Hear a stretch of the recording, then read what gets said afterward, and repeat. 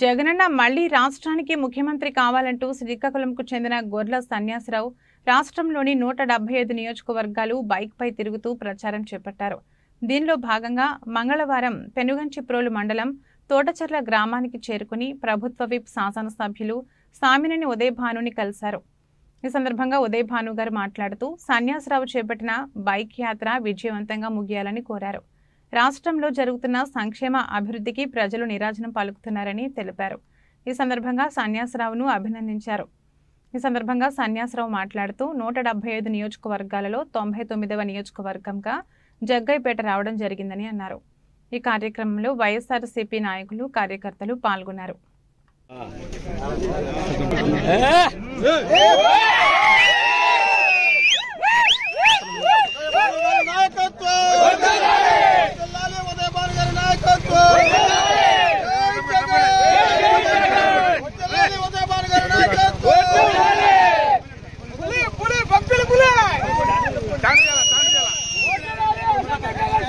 Jangan